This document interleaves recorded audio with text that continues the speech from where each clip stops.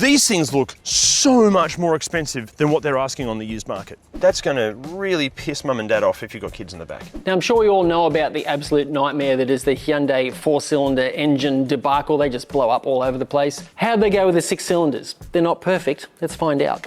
I've been lucky enough to drive some pretty schmancy cars. This thing could teach plenty of those a thing or two about how to set up suspension correctly. Welcome to the genesis of the video, the very start, and here's a question for you. Has the genesis of the Genesis brand, the Hyundai Genesis, stood the test of time? Or is it just another aging Hyundai that even from the very beginning tried to be something it's not? See, this was Hyundai's flagship car at the time, and it couldn't just be good. It had to take on some of the best from BMW, Mercedes-Benz and Audi and beat them fair and square. So these days, are these a solid used car bargain, or should they just be avoided at all costs? That's what we're here to find out. And to answer that, we really do need to start with the bad news first. The exterior can be guilty of quite a few issues. The sunroof, for example, look, it's all very impressive that it sort of opens like Moses parting the seas, but it becomes pretty disappointing when it starts to rattle and creak all the time. Luckily, as I'm sure you've noticed, this one doesn't have a sunroof, but unfortunately, to fix it according to the techs that work on them can be a massive faff around. The best solution is to actually replace the entire sunroof cassette, but unfortunately, some owners have been quoted in excess of $10,000 to do that. Next up, a few owners have mentioned that this lovely chrome trim around the windows can start to oxidize and look a bit rubbish. Luckily, it's really easily fixed, as are some issues with the headlights.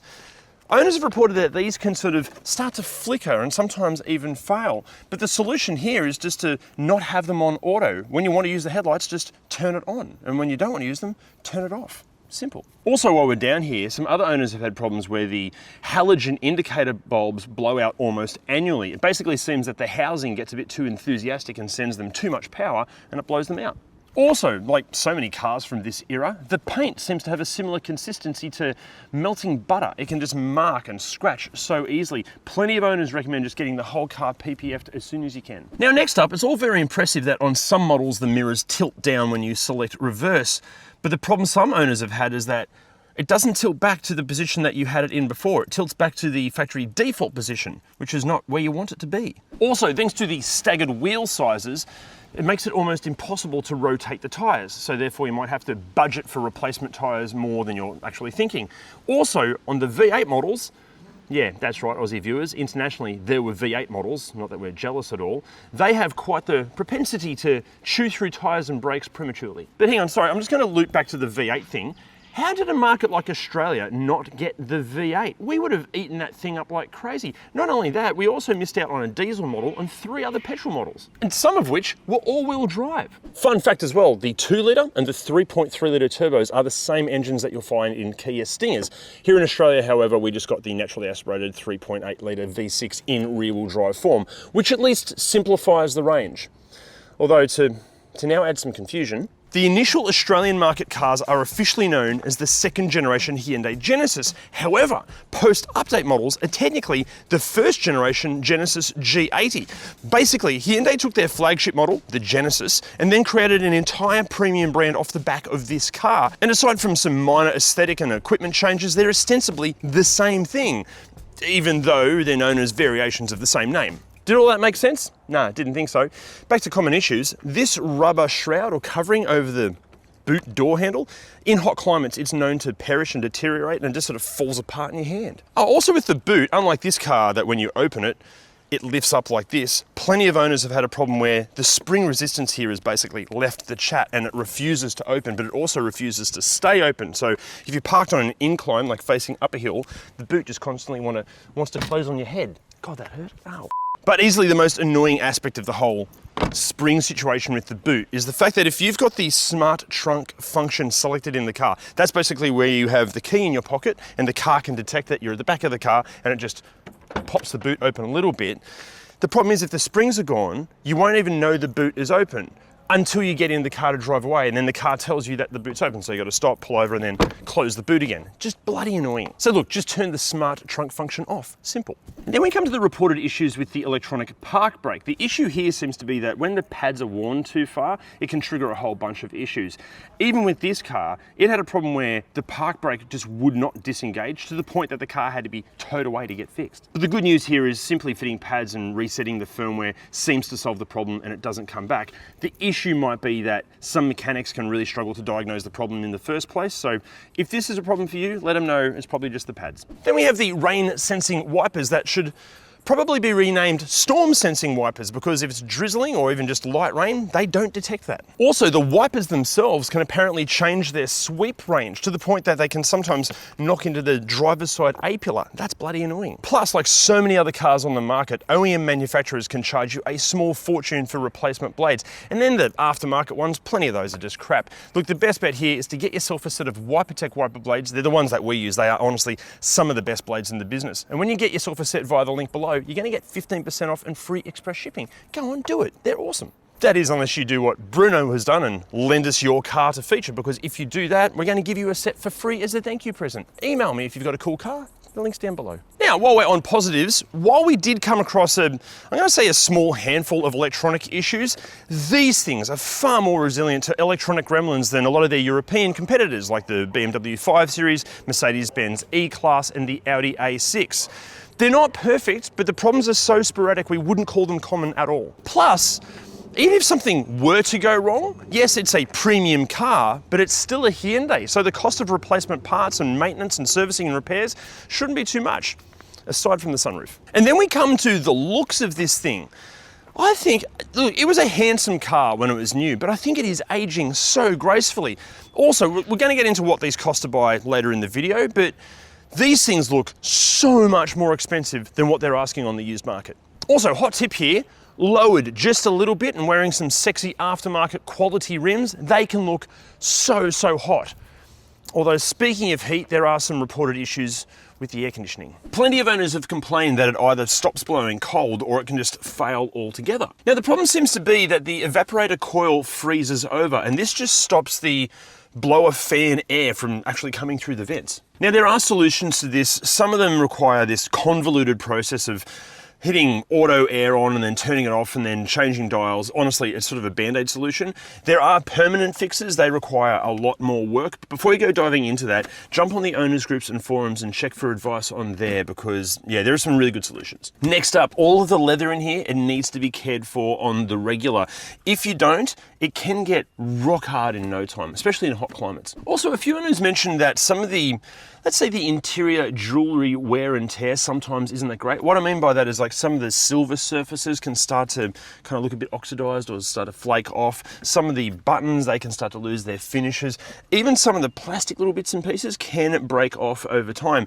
In saying that, however, when you look at a car like this, the interior is in basically new condition. So let's say it's more of a sporadic problem, not common as such. But unlike plenty of other cars from premium manufacturers in this segment, we honestly struggled to find any common reports of interior electrical issues. These things seem to be pretty bulletproof in terms of electricity inside. Although we do have this infotainment system that even when these were brand new was pretty underwhelming, and even in the updated models, they're still bloody ordinary. Basically, they're so slow to respond. They can reboot randomly when you're not expecting it. And even when they are working at their best, the interface just feels decades old. It's just old and slow and a bit shit. Plus, for some owners, like Bruno that owns this car, it can do really weird and annoying things. For example, when you're listening to music via Bluetooth, you have to turn the volume basically all the way up to hear anything. But the problem is, if the Bluetooth drops out, which it is known to do, or you turn the car off, when you start the car again, or when it tries to reconnect, in between, it reverts back to an FM radio station, and it also reverts back to the last volume you had it set at, which is going to be incredibly loud. And there's a good chance that is going to scare the shit out of your passengers. In fact, Bruno mentioned that turning the volume all the way down before he turns the car off has become part of his turning the car off procedure. Now, next up, what models come with Apple CarPlay and Android Auto are going to vary depending on your location and the year model of the car. But look, it's no surprise here, for the age of these things, the phone connectivity can drop out all the time, and it's no surprise as well that the screens can just lock up or turn blue or turn black. Also, some models come with 360-degree cameras, others like this one have just a rear view camera, but no matter what, the camera quality is rubbish. Also, the Lexicon sound system might not sound quite as premium as you're hoping for a car in this class. The clarity is fine, but it can just lack in bass a little bit, or when you turn the bass up, it just gets a little bit woofy and gross. Actually, this is probably why so many owners owners just recommend ditching the entire factory system and replacing it with quality aftermarket items. That way you can have all the latest technology and better quality sound. Now, to run you through all this sort of stuff, we've teamed up with our mates at Automotive Superstore to create the ultimate in-car infotainment replacement guide video. The link for that is down below. And also for no matter what you need, be it infotainment stuff or performance engine parts or suspension, wheels, tyres, dash cams, car care products, Automotive Superstore are your place to go. The link for them is down below. Check them out. Now, next up, amongst the owners groups and forums and Reddit subreddits, we found a few complaints regarding the comfort levels of the seats. What are you talking about? These things are so comfortable. Okay, they might not be like Lexus levels of comfy, but they are bloody close. Also, there's loads of adjustment and the ergonomics are just completely spot on. I don't know what you're complaining about. They're awesome. Something else that's awesome, the design of this thing. I love it. I love that it's minimal. Okay, it is showing its age a little bit. I think now with this category of car, we're expecting all sorts of shapes and geometry all over the place and loads of tech, but I just like how simple and refined this interior is. Also, I love the veneers they've used and everything at your touch points, like here and here and here, everything's soft touch. There's a little bit of hard plastic down there, but that's fine. That's going to be resilient. Really impressed with this interior. I mean, even when it comes to spaces for all your crap, really good. Good sized glove box there. You've got a bisexual center console because it opens both ways like that. And you've got a little pull out felt line drawer there.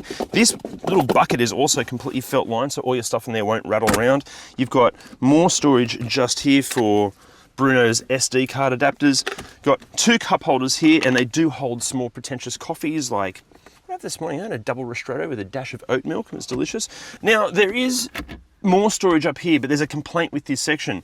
To get to the USB and auxiliary ports, you either have to basically de-glove the skins off your fingers so you just have little bones, or you've got to have fingers made from pointy nose pliers to actually get your USB lead into the USB port. It's a really odd design, but at least you've got more storage there. Door bins. Pretty bloody shallow. I don't know what you're putting in there except just crap. You're not going to fit a bottle in there. This is designed to collect all of your filth and disgustingness. That's a fuse box. There's no storage under the seats. Oh, sunglasses holder up there. I think it's good for storage and practicality. Also, something else really impressive in here, just the feeling of quality and fit and finish. Everything is just so bloody solid. Hey, BMW, Audi and Mercedes-Benz, check this out. The doors don't squeak when you use them. How good's that? Fit and finish, okay, look, it's not quite Lexus levels, but it's very bloody close. Also, something else that will easily top the Euros, and actually Lexus for that matter, is just the amount of standard kit you get in these, let alone if the car's been optioned with some of the option packs. In fact, one of the big tactics that Hyundai used to try to tempt people away from the more predictable premium brands was just by loading these things up with everything but the kitchen sink. In fact, they have so much stuff. If we took you through everything, we'd be here for hours. If you want to know what they have, get ready to hit the pause button. You ready? Here we go, hit pause now. Now in the back seat, I'm exactly 31 centimeters taller than actress Emilia Clarke, who starred in the movie Terminator Genesis, which is easily one of the worst movies I've ever seen. They didn't even spell the word Genesis correctly. Bloody idiots. Anyway, this is in my driving position, and have a go at this. The amount of footroom and legroom is amazing. These seats, I don't know how to explain to you how comfortable they are. They're the perfect amount of squidge. I've got a little bit of support, but they're just so comfortable. Even the angle is just perfect. The feeling of quality and fit and finish back here is absolutely outstanding. I mean, even the things you touch, like this leather, so soft, feels totally premium, especially through here as well. I wasn't expecting it to feel this good in the back seat. It's exceptional. And then as far as features and practicality, it gets even more impressive. You've got your own air vents, you've got some pockets behind the seats. Bruno's left his toothbrush in the door pocket there, but you can at least get to it while you've got legs.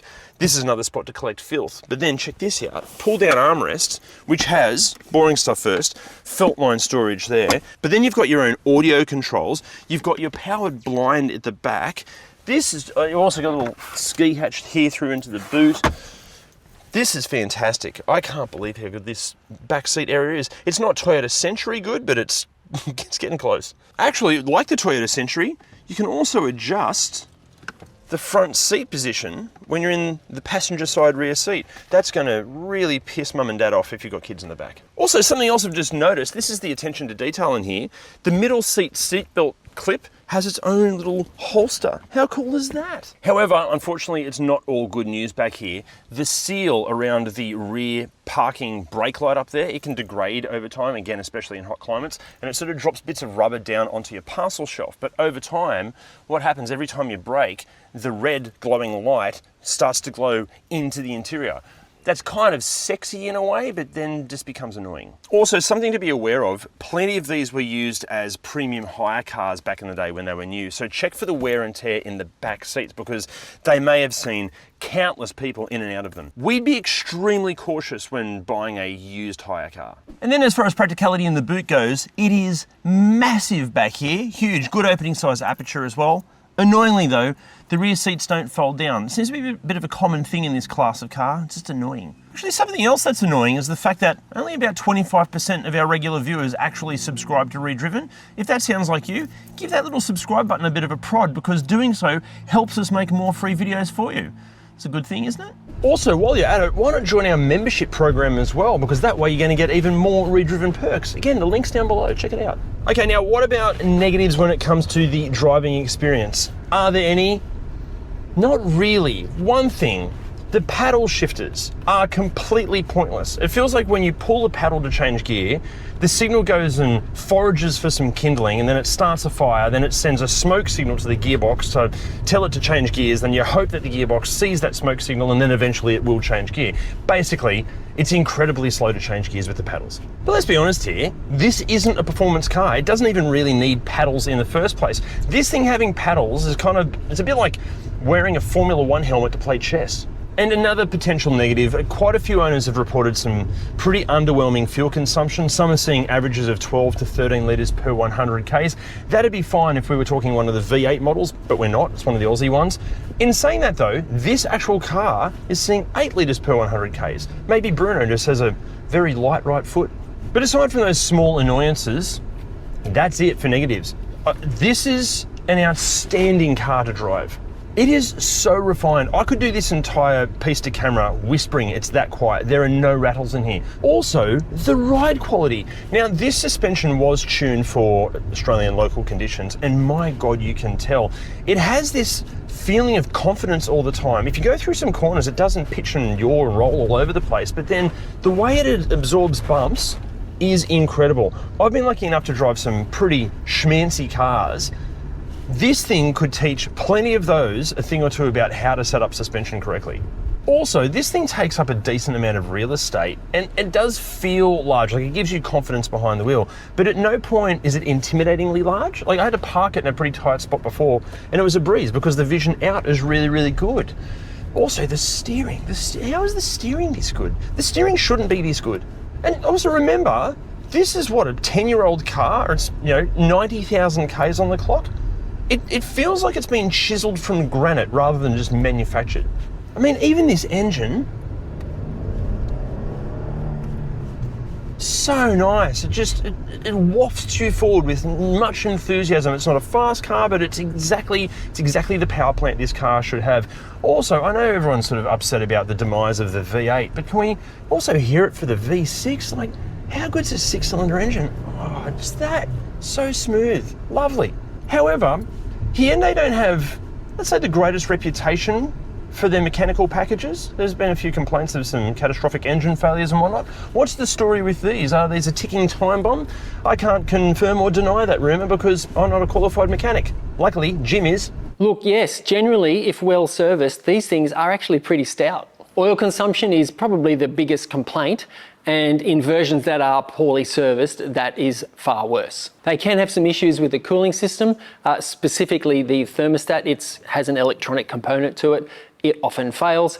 Good thing here is it will give you a fault code when you have an issue there. Definitely not what you'd call a common problem, but some of the earlier versions did have some complications with their timing chain and their camshaft phases. That's just the variable chain drive gear for the camshaft. Not catastrophic failures, they just were rattly. They can have a few issues with their throttle body. They have an issue where the ECU and the throttle body can't really work out or manage the idle speed, and it just fluctuates. It doesn't make the car stop, it just makes it roughly idle up and down. And there were a few software updates along the way to improve that. There is an ongoing issue with the starter motor in these, and in fact there was a recall to address this. What was happening there is water would just get into the starter motor solenoid and short it out, but as I said, yeah, definitely a recall for that one. Things like ignition coils and water pumps and general oil leaks, well, the good news here is they are typically at the reliable end of the spectrum there, so overall pretty good. The transmissions, look, they are not widely reported as being problematic at all.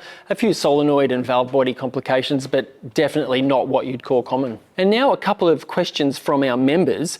Jim Jam D Series asks, what about the availability of parts should these become damaged in an accident? Plenty of the parts underneath the skin of these are shared with a whole bunch of other Kia and Hyundai models, so not really an issue there. As far as paint and panel for the rest of the car, look, overall, not huge delays. Most of the stuff is available. There is a short wait for some parts. Next question is from Foghorn Lebhorn. They're curious to know what Hyundai dealerships are like with Genesis cars now that Genesis is their own thing. Look, obviously it's different from dealership to dealership, and you might not get the exclusive treatment from some of the dealerships because they're just Hyundai dealerships, and any Hyundai dealership can fix your car, and if you're not happy there, maybe take it to your local independent.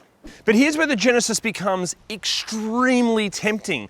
Okay, it might have a few little niggles here and there, but the very cheapest examples are kicking off currently from as little as $5,000. Okay, good ones kick off from around about $15,000, but the market tops out at about $45,000. But 45 grand is going to buy you one of these in concourse condition. But with most of them sitting sort of between that $20,000 to $30,000 range, I tell you what, that's so much car for the money. And look, yeah, okay, for similar money, you could buy a BMW 520d or a Mercedes-Benz E250 or an Audi A6 S-Line. But for a similar asking price, chances are that the Genesis will have less kilometers on the clock, it'll be better equipped, the maintenance and parts costs will be substantially less, it's easily as nice to drive, arguably more refined, and has superior build quality and reliability compared to the Euros. Really, about the only reason that you'd buy one of those over this is if you're a bit of a brand snob. And that's totally okay, as long as you're happy to admit to it, because as we always say, it's totally okay to love shit cars. But if you can look past all of that ridiculous hype and marketing and premium brand rubbish, this is the car you should go for. As long as it's not an ex-hire car, and as long as it passes a pre-purchase inspection with flying colours. Also, maybe check out one of these first as well. Plenty of owners have complained. Yeah. Then we have the rain sensing wipers that should probably slow down, Morris. So the Lexicon sound system might not sound quite as good as you're hoping for a car in this class. Owners have reported that the high-end sounds is nice and, oh my God, dude. Oh my God.